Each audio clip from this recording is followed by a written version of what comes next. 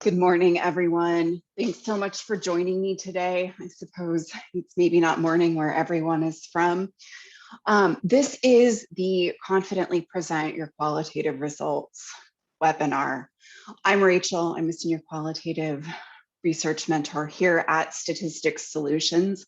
We're a full service dissertation editing company. What that means is that we are here for you at any stage of the dissertation process. So whether you are having trouble, you're stuck in topic development, all the way through to the end if you need help with your final presentation for your final defense. We do everything in between. We do provide a complimentary consultation. And what that does is gives you the chance to talk with one of us about your own unique dissertation needs and how we can help out. So you can email info@statisticsolutions.com to schedule that. You can also use this link to get yourself self-scheduled. We'll just pop open a calendar, or you could give us a call, okay? We are here to support you with any and all of your dissertation needs. I also encourage you to check out our website, likely where you found our webinars, and this webinar, statisticsolutions.com. We have all kinds of amazing free resources. We have a blog, we have information on different instruments. So a lot of great things available to you there as well, including webinar archives and registration for upcoming webinars that we'll be hosting. You will receive a copy of the slide deck for today's presentation. You'll also receive the recording no later than tomorrow, I believe. So you will have access to that. If you came in a little bit late, you'll have that, or if you have to duck out early, you'll have all of that information. If you do have questions during today's webinar, I ask that you put those into the question and answer box. I have Brittany with me kind of keeping an eye on things behind the scenes in case there are any technical difficulties, but she'll also be available to answer any questions during the webinar that come in about what we do here at Statistics Solutions. So if you have those questions, she can field those during the webinar. If there are questions related to content from today's webinar, go ahead and, like I said, pop those into the question and answer box, and we will have time at the end of today's webinar so that we can cover those, okay? So this is, again, on confidently presenting your qualitative results chapter. We do not cover quantitative or any of the other chapters in here. So, if there are questions about that, definitely check out some of our other webinars that we have so that you can speak with some of our other mentors who are more proficient with quantitative methods and results than I am.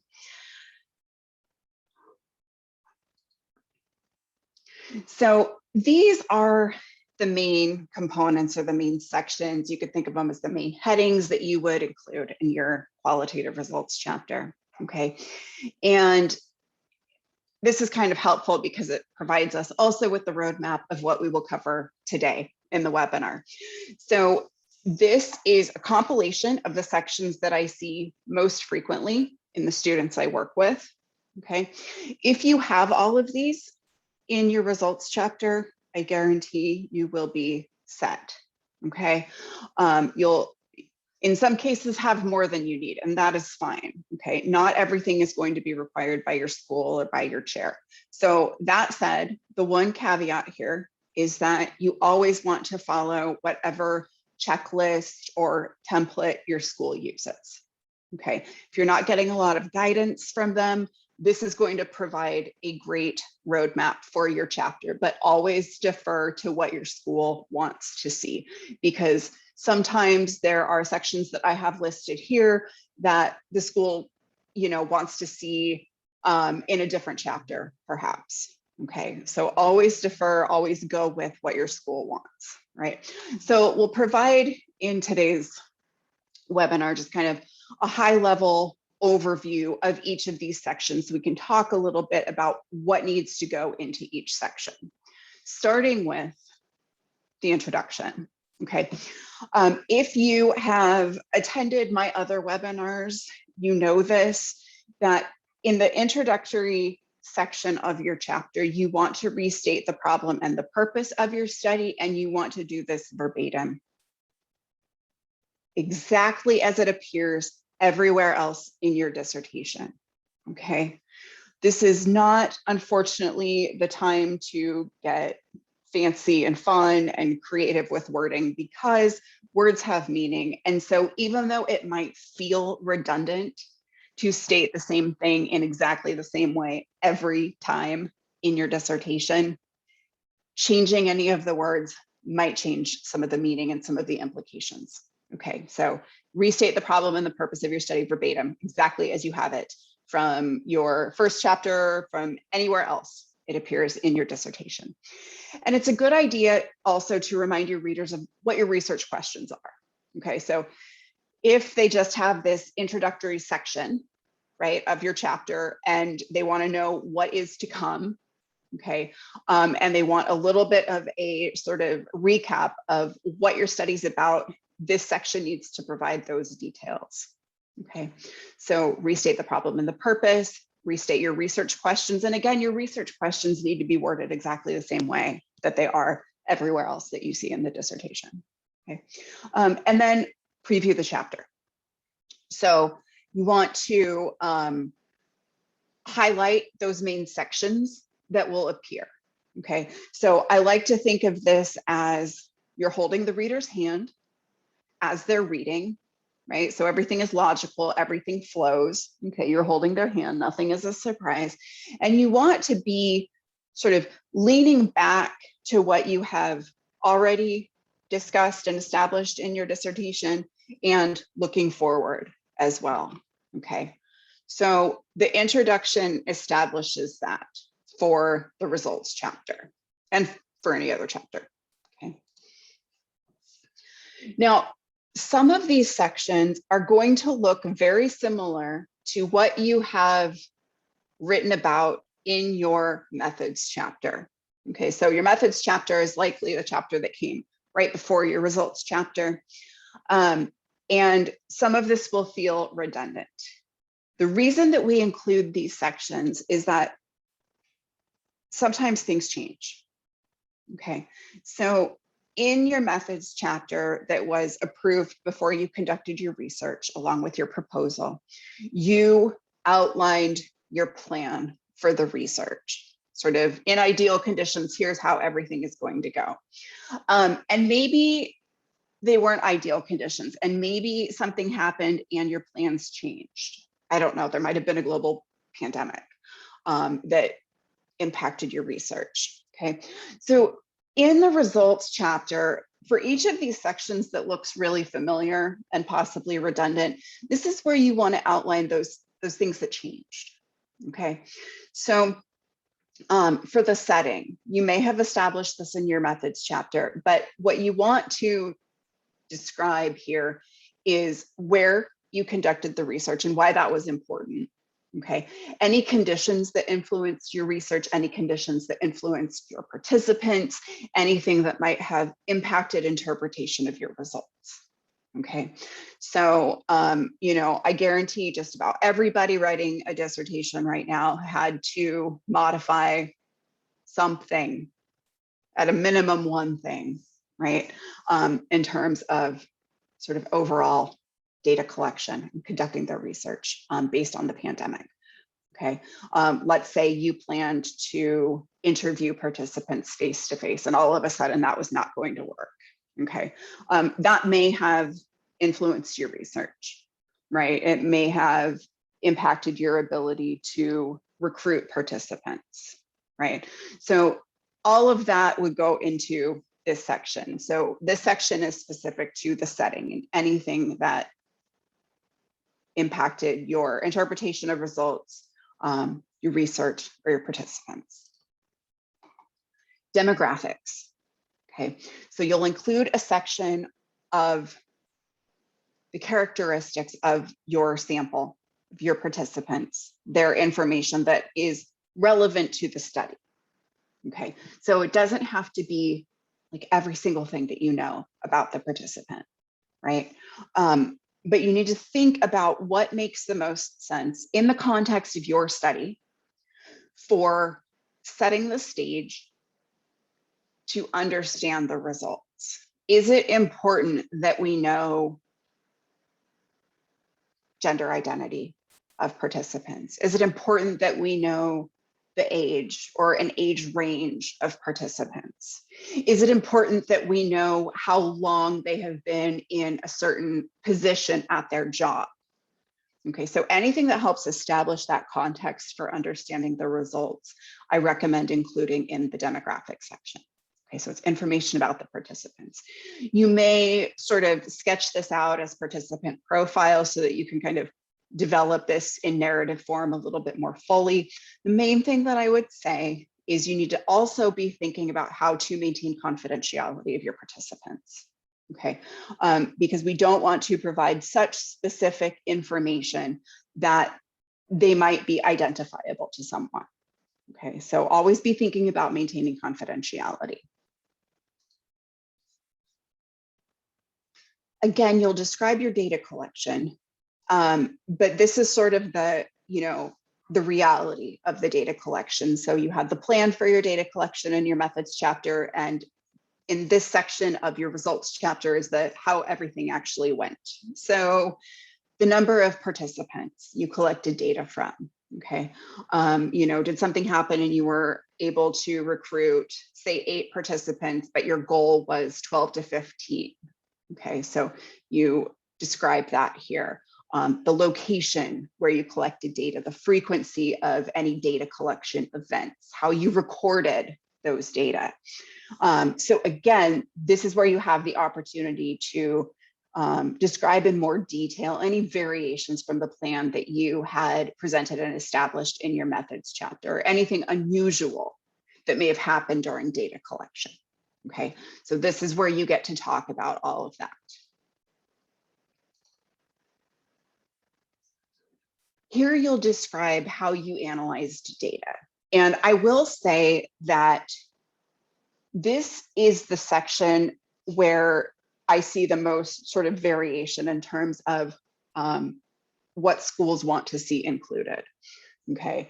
In the United States and the schools that I have worked with, students that I have worked with, they typically want to see a section on data analysis in the results chapter, but that's not always the case. And I have worked with students from outside the United States where, the process is very much that the results chapter is just for results and you describe your data analysis in your methods chapter. Okay, so again, always defer to your school, what your school wants to see, right? So in your data analysis section, if it's required in your results chapter, and even if it's required in your methods chapter, you will need to dig into it a little bit more than what you presented for your proposal. Because at this point, what you need to be doing is describing how you applied your data analysis plan from your proposal to your specific data. So how you analyze your data. Okay, from each source, if you only conducted interviews, that's fine. You want to talk about how you analyze those interviews. But if you have also observations or, documents, you also want to describe how you analyze those sources of data as well. And then describe the process of moving from codes to categories. Okay.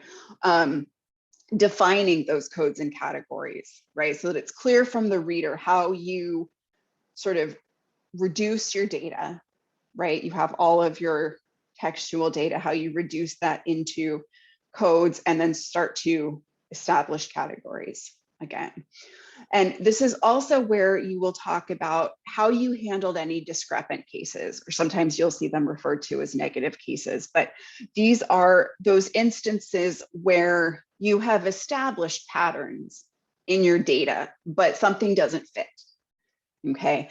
And we can't just toss that out. So this is where we talk about how we handle that, where they fit into the analysis. And we'll talk later about what to do with those in the results section. Okay, so the data analysis, if you have a data analysis plan in your methods chapter and you are required to include this section in your results chapter, this is the application of that plan to your data, where you sketch out using your data how you analyzed. Okay. So the presentation of the results, like I said, this is the bulk of this chapter. And in some cases, this is all reviewers want to see in the chapter. Okay. So this is really going to take the most space in your chapter. And there are different ways to present results. Okay. You know, I often get questions about sort of what's the best way to organize, what's the best way to present, and the answer really is, you know, whatever makes the most sense for your study. Okay, just kind of like everything. You know, it's really looking at what makes the most sense. You know, if you conducted a thematic analysis, for example, it probably makes sense to organize your results around those themes that you established from the thematic analysis. But that's not always the case. And the other thing that I would say is, if you're wondering how to organize and your school tells you how to organize, then that's what you need to do. Because again, you always want to follow what your school is, or what your chair, what your department is requesting of you. And some of them are very specific about how they want to see the results organized. So defer to your school, and then, you know, if you've got some wiggle room, think about what makes the most sense for your study and organize them that way. So it could be by research question, it could be by category or theme, right? There are different ways to do this. In your presentation of the data, this is a narrative form. So you should be using mostly your own words, okay? However, you want to use supporting excerpts and quotes from participants, okay? Or excerpts from documents.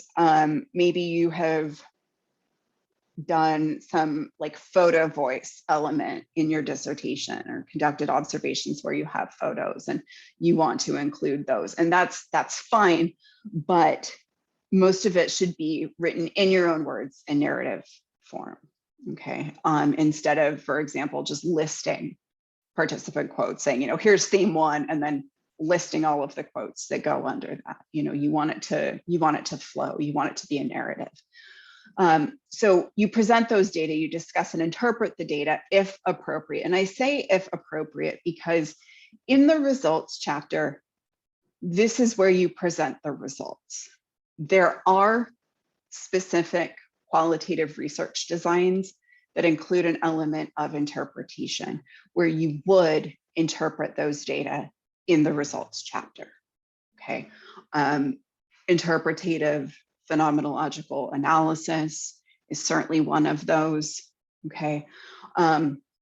So if appropriate, if it makes sense for the design, right, then you interpret in the chapter. Otherwise, you are presenting your results, okay? And again, as you do that, always think of moving the reader along, holding their hand. Everything should be very logical. Everything should be very clear, okay? It needs to all make sense. We don't sort of write and leave everything as a surprise until the end, you know? We want to always be, again, looking back and looking forward. Okay, so think about holding their hand. I said that we would come back to this discussion of discrepant cases. So again, this is where, and this happens frequently, okay, in qualitative research, where you have analyzed your data, you have established these patterns, but something doesn't fit. So it might be, you know, a participant that didn't sort of experience the same event in the same way, that fit the pattern, the same way as other participants, okay? And like I said, we have to factor that into our analysis, and we have to discuss it, okay? So usually at the level of the category or theme is where we would talk about it, because it's not the case necessarily that the participant is different in every single way from all of your sort of established categories, okay? It might be just one thing, it might just be two things. But what discrepant cases tell us is that there is variation that exists, right? That people experience phenomenon differently, okay? It can help us think through alternate explanations, okay? So we want to include this in the results, right? When we're writing it, and talk a little bit about what it might be in the context of the research. So again, discrepant cases are those that don't seem to fit the pattern. So you have maybe 12 participants and 11 said, you know, I like the color pink, and one said, I like the color green, right? What do you do with the one who likes the color green? Okay, so this is where you talk about how you've handled that and what it might mean for your results and interpretation. It's also perfectly fine to use visuals in the results chapter, okay? I would say absolutely use these sparingly, okay? You don't want to be sort of distracting the reader. You don't want to be taking so much attention away from the narrative. But if you have tables, if you have figures, if you have maps or drawings that are important for the reader to understand and interpret your results, then go ahead and include those in the chapter. If you do, be sure that you have described them in the text. Okay, we don't just pop a table in out of nowhere and hope that our readers figure out what it is. Okay, it needs to be described before it is presented. So just make sure that you're doing that. And again, think about, you know, is this necessary for understanding, right? And if so, then include any visuals that you need. You'll include a section also on the trustworthiness of results and data. Again, this looks very similar to what you saw in your methods chapter, right? Where you probably had to outline how you will establish trustworthiness in your study. This is where, again, you are looking back and describing for the reader how you established trustworthiness, okay? You know, maybe you said that you were going to conduct transcript verification with your participants, which is great and it's very helpful, but you know, sometimes participants, once you've interviewed them, kind of drop off radar and never get back to you with that verification. Okay, so this is where you would describe what happened there.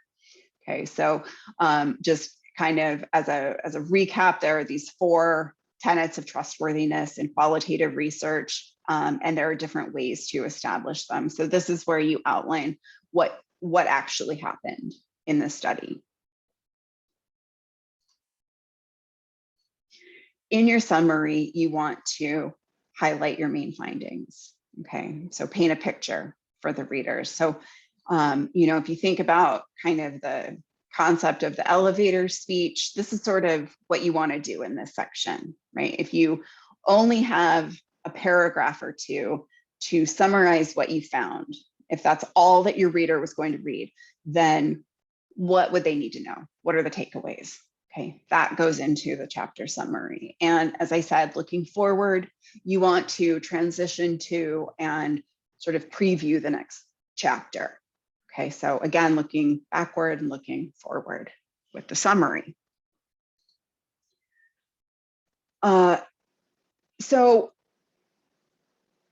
you include all of those sections, hit each point that I've described, and that's great. I'm willing to bet that some of you are here though, because you're having more of like an existential crisis and you're feeling overwhelmed with just the general, where do I start? You're not even thinking about sections or section headings or anything like that. It's like, where do I begin? Okay. And if that's you, I also have pointers for you. So, forget for now about the sections that we just talked about and come back to those, right? What I think happens here, why students get stuck and sort of don't know where to begin, is because writing your results chapter is different from writing your proposal. And depending on your program, depending on sort of where you're at in life, there might be a few years between now and when you wrote your proposal. So you also may be out of the habit of writing. That can be a big challenge to overcome. Okay. But, your literature review, where you're pulling literature and you're synthesizing it and you're, bringing it into conversation with other literature, that is very different from writing your results. Okay.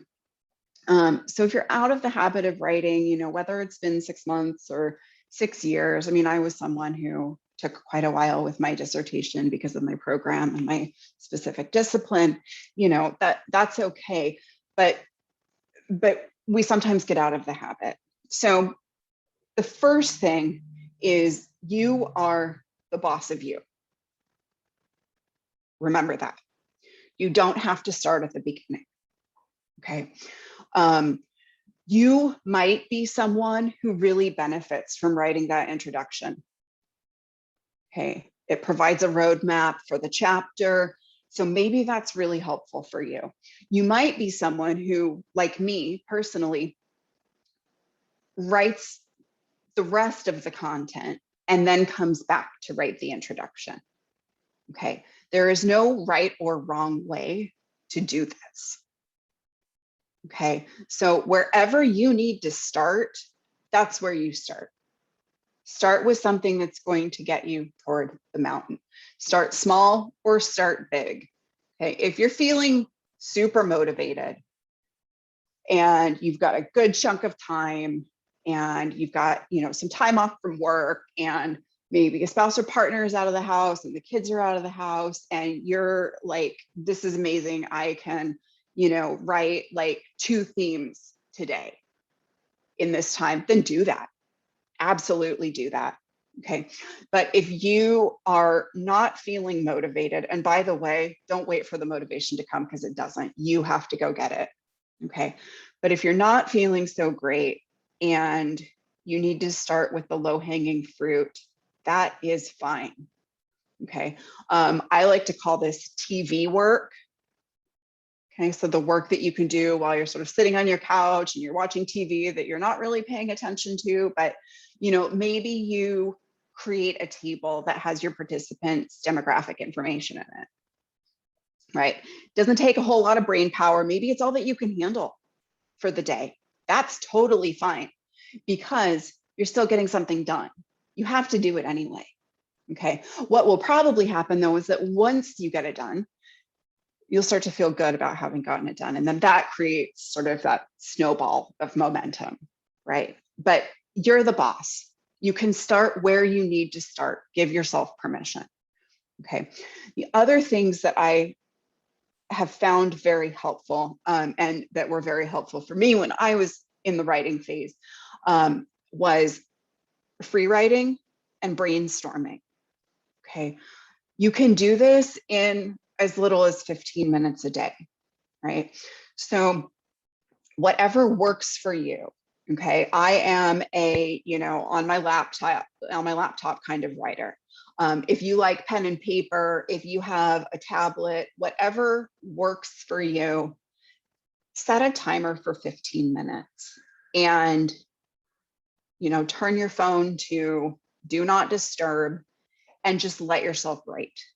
And write about your topic and write around your topic and write what you're thinking and how you're feeling about your topic and your results. okay? And do not censor yourself. That's the key. And that's the hard part, because we're all working on dissertations. So we want things to be perfect, and they're not perfect at first, okay? But that's a stumbling block. Because we want things to be so perfect, then we don't even start, because they're not going to be perfect the first time. Accept that. Do not censor yourself and just start writing and let it flow. Some of it is going to be garbage, and that's okay. But some of it won't be. So you'll be able to grab onto those little nuggets of wisdom. And maybe when you're writing later a bit more formally, you can use those little nuggets, right, as a jumping off point. Okay, so don't think that you have to, or let yourself get overwhelmed by the idea that, you have to start, that you can't do anything if you don't have, say, 2 or 3 hours to write. Okay, because that just isn't true. There aren't, excuses like that.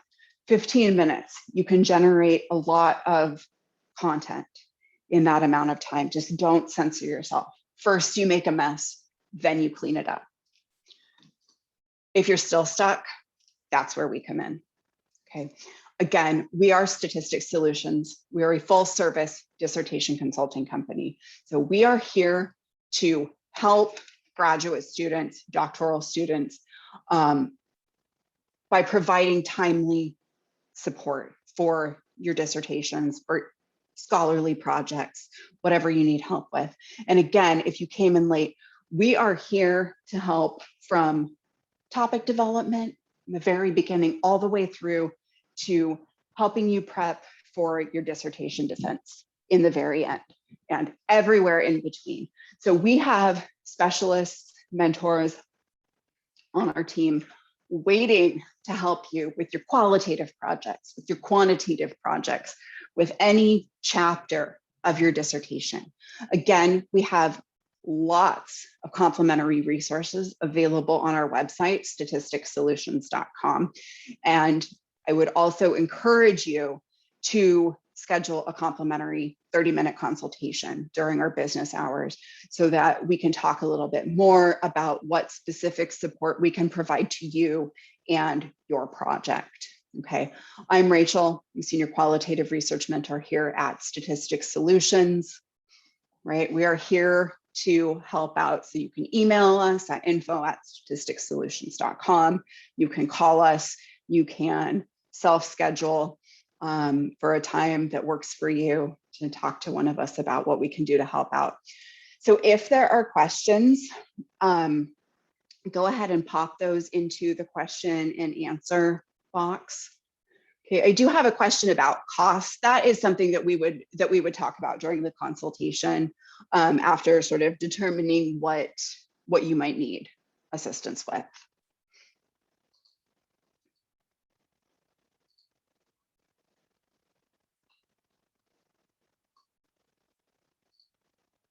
So again, any questions, go ahead and pop those into the question and answer box. We'll get them answered live for everyone.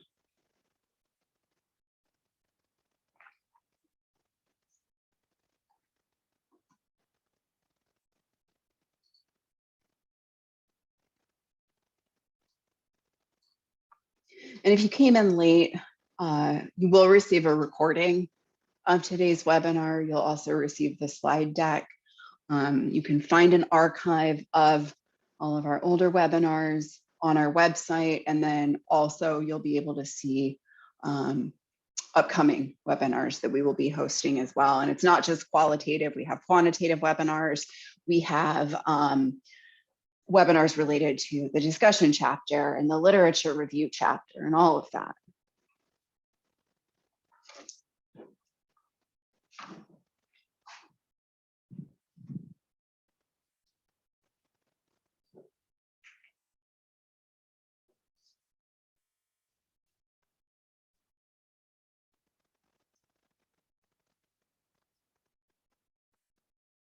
Yeah, so I have another couple of questions about pricing. And as I said, I would encourage you to schedule a consultation, because that's something that we can talk about during the consultation. And once we have a better idea of your own study and sort of how we can assist.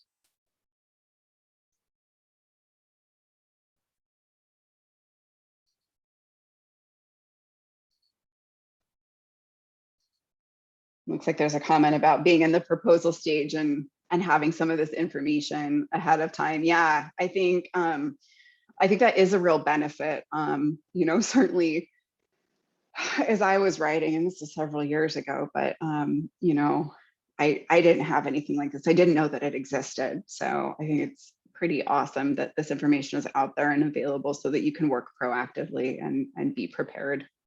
You know, even working on your proposal for what the results might look like in the results chapter.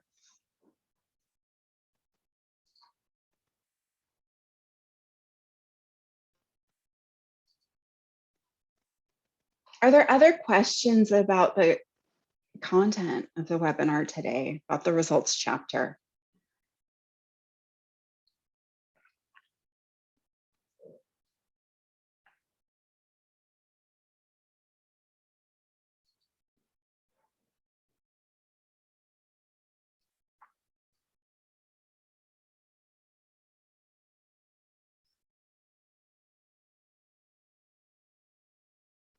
I don't see anything else coming in. Thank you so much for, let's just check, specifics about case study methods. I do actually cover this in my qualitative methods chapter webinar, which I would have to double check the webinar schedule, but you can check that out on our website and get signed up for that, because I do talk about that a little bit more in that webinar. Sort of do an overview of a couple of different qualitative designs.